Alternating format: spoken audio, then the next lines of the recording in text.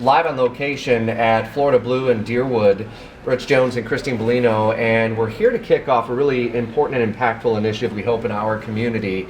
We've partnered with a number of great organizations. At the top of the list, LSF Health Systems, for what is called the Zero Suicide Jack Summit, and it's really the kickoff to what will be a month-long initiative in September, which is National Suicide Awareness Month. Really trying, the big focus is if we can try to provide a service or a little bit of help to someone and save one life, I think it's been a success. But obviously there's a bigger scale to this that I'm sure CEO of LSF Health Systems, Dr. Christine Cauffield, has bigger goals, I think, that you want to be able to say that at the end of September we've been able to achieve. But what was the reason why you wanted to wrap LSF Health Systems' arms around this Zero Suicide initiative within Jacksonville? Because it's been a national initiative for some time. It really has, and we found that the model works very well.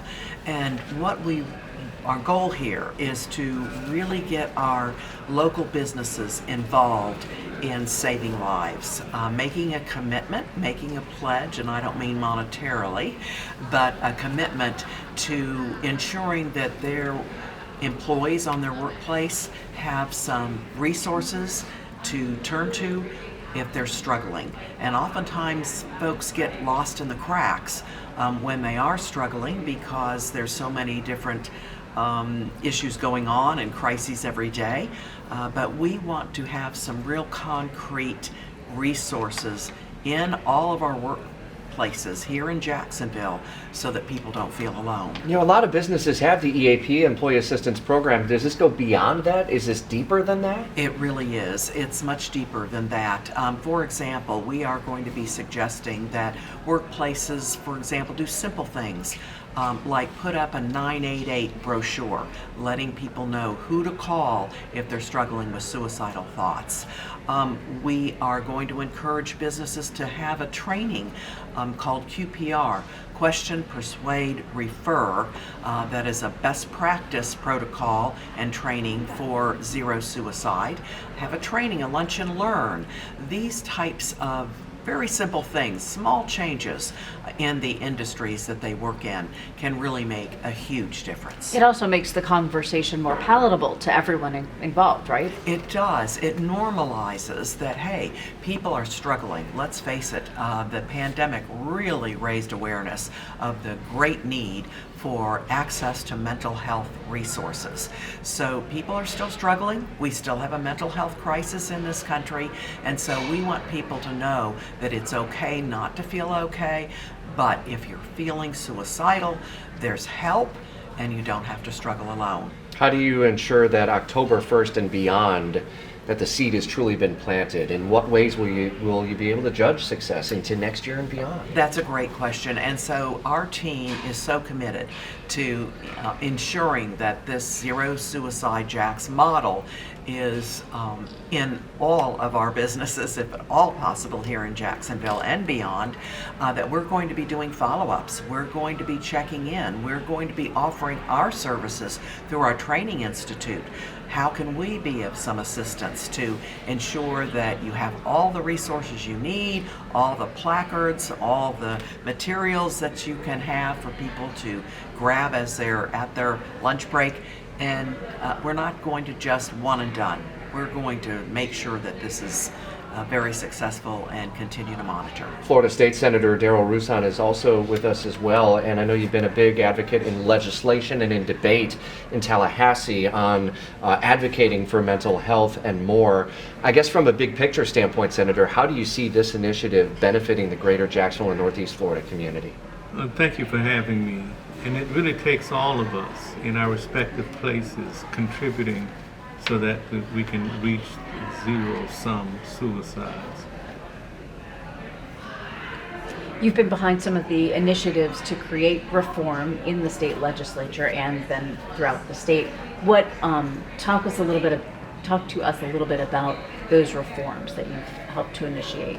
Well, I'm very proud of the fact that I serve on a statewide commission of substance use disorder and mental health.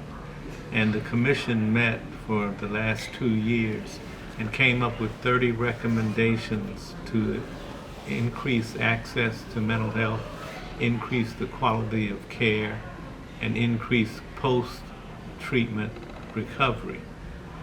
I took 10 of those 30 recommendations and formed them into a bill, Senate Bill 1620, that the governor signed into law. What exactly do those do, and how do we determine success long term with those? Well, it increases access to mental health care. It improves the quality of the care, and it challenges those with lived experiences to get involved. We will be successful if it saves one life. Are we funding enough to meet the need in the state of Florida, do you think? What more can we do? I don't think we ever will fund adequately the need. The need exists in every community of this state. We must continue to challenge people, like what this Zero Sum Summit is doing, challenging businesses to get involved in their respective place. Yeah, as we consider, Dr. Cauffield, the noise, if you will, that can be made by having these conversations within the halls of businesses around Jacksonville, can that potentially be taken to Tallahassee to say, look at the success as a model, we need more resources, we need more to do more, to help more? Absolutely. We've had great strides in getting funding for mental health disorders. We've seen a reduction, for example, in the rate of overdoses. However, with suicide, unfortunately, the statistics continue to be heartbreaking. One in every 11 Americans takes their lives.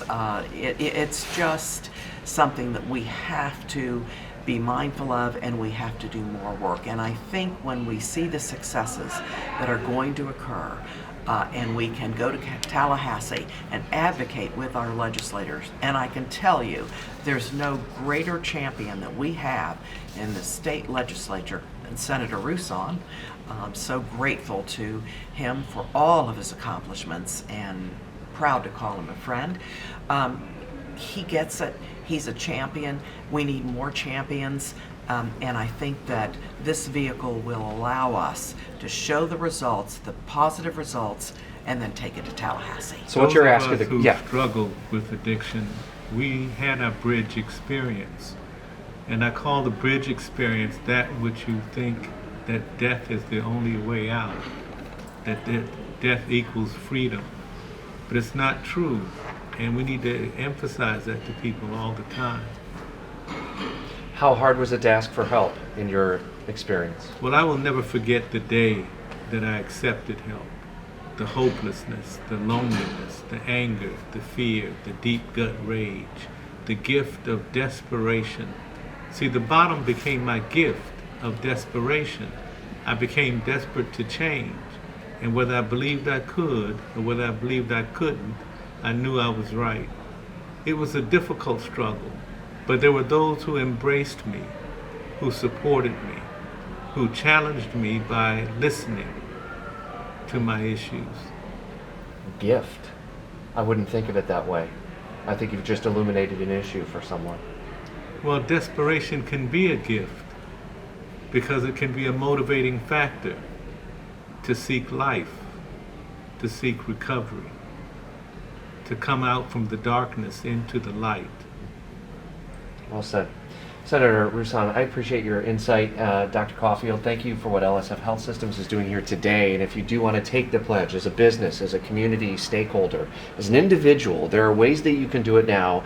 ZeroSuicideJax.org. This is a campaign that will take over in Jacksonville, we hope, in a big, big way, starting now and really throughout the month of September, so that we can continue to build and draw down the number of people who reach that low point. Senator, thank you for your time. Dr. Cauffield, Thank appreciate you your so time much. as well. And may I give a shout out to Please. my law firm, Rubenstein Law, that supports me in my public service. I wouldn't be able to do half the things I do without their community engagement. Well said, sir. Thank you. Jacksonville's Morning News continues at 8:16.